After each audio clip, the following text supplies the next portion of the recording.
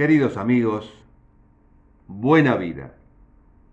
Mi nombre es Esteban Juárez y les doy la bienvenida a Compartiendo Sueños. Vamos a suponer por qué suponemos. Una explicación posible es que necesitamos respuestas que nos ayuden a comprender el entorno. Cuando no tenemos esas respuestas, para llenar ese vacío insoportable como todo vacío, suponemos. Ahora bien, suponer en realidad tiene un riesgo muy grande, y es el de terminar creyendo efectivamente que las cosas y las personas son como nosotros suponemos. Eso, sin duda, nos conduce a grandes errores muchas veces. Lo opuesto a suponer es comprobar. Y para comprobar es preciso investigar. Un modo de hacerlo es preguntar. La pregunta es la llave que facilita el conocimiento. Y como no puede ser de otro modo, vamos con un cuento. En la Edad Media, los consejeros del Papa le recomendaron expulsar a los judíos de Roma. De modo que el Papa firmó un edicto de expulsión. Los judíos se encontraban desesperanzados y le suplicaron que, por favor, derogara el edicto. Como el Papa era una persona ecuánime, les hizo una propuesta. Debían elegir a un representante para que se enfrentara con él en un debate. Si el representante de los judíos ganaba el debate, el pueblo judío podía quedarse en Roma. De lo contrario, tenían que irse. Los judíos se reunieron y no tenían alternativa. Había que aceptar el debate, pero ninguno se sentía en condiciones de enfrentarse al Papa.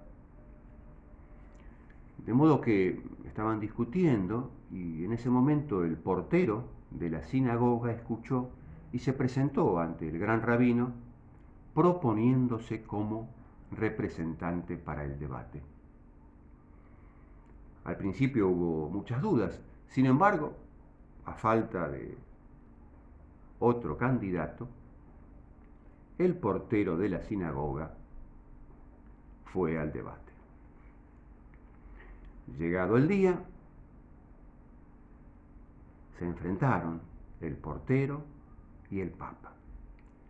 El Papa comenzó levantando un dedo hacia el cielo y marcando un semicírculo.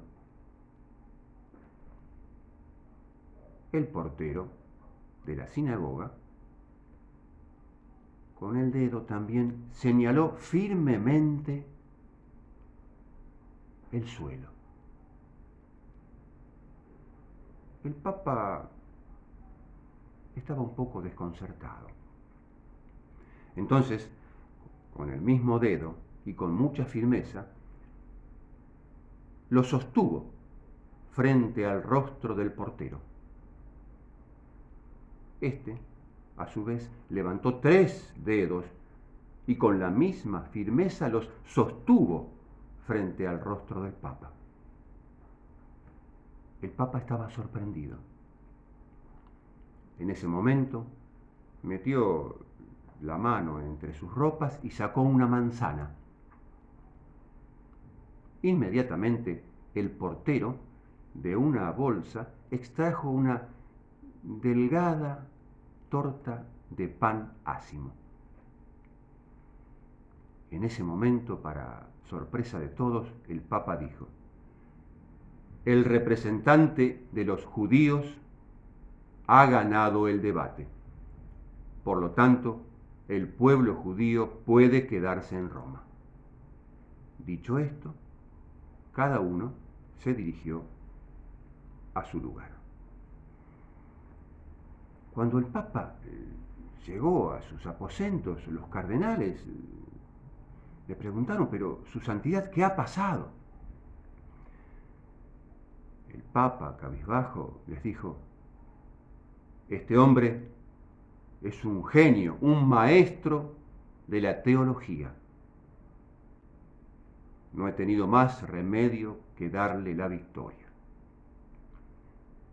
Imagínense, cuando yo señalé el cielo, indicando que Dios era el Señor, amo del universo, Él señaló hacia el suelo, dándome a entender que en las profundidades reinaba el maligno.